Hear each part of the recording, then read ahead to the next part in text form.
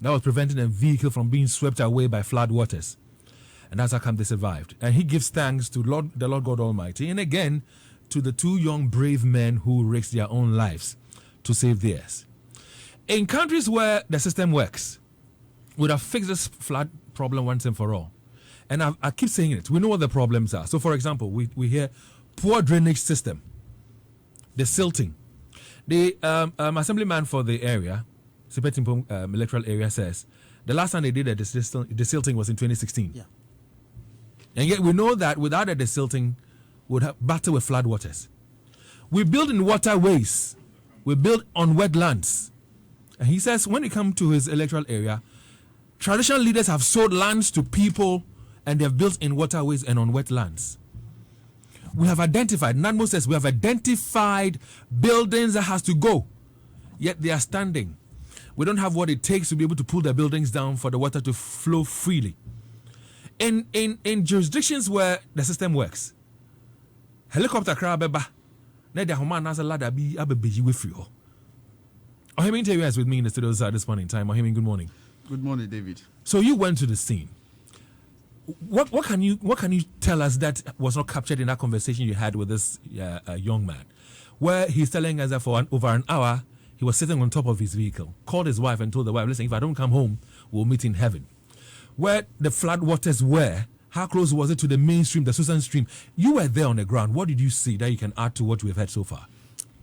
David, it's a bit difficult to describe the exact scene because this is a vehicle that was plying the road.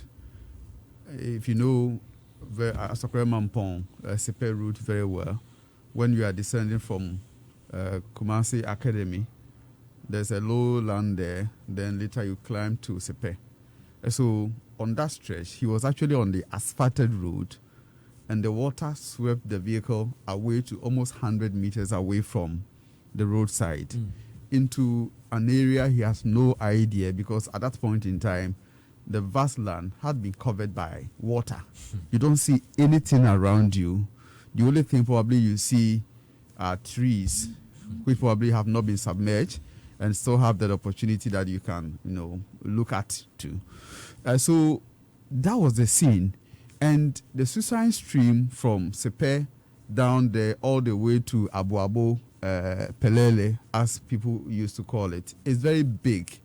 It can even contain, let me say, 3 articulated tracks at the same time. So imagine a Toyota Camry vehicle. Corolla? Yes. Camry, it's Camry. It's a Camry. Toyota Camry. Okay. Being swept away and going that direction, spinning.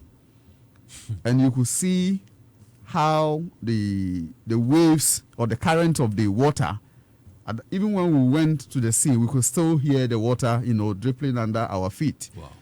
The current was still high.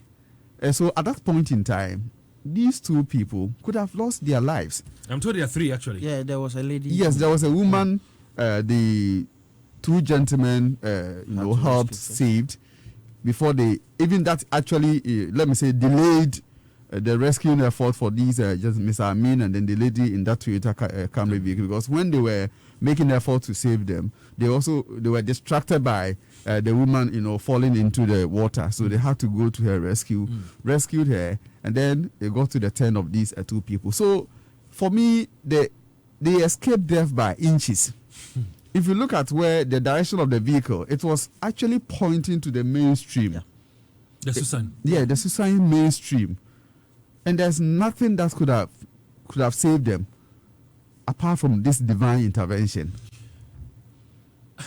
So people in that area, I mean, yes, you've talked about the 2 young men who were brave and bold enough to risk their lives to save the lives of 3 others. Whilst all this was going on, did anybody call for help? Was NADMO called? Was the fire service called? Was police called?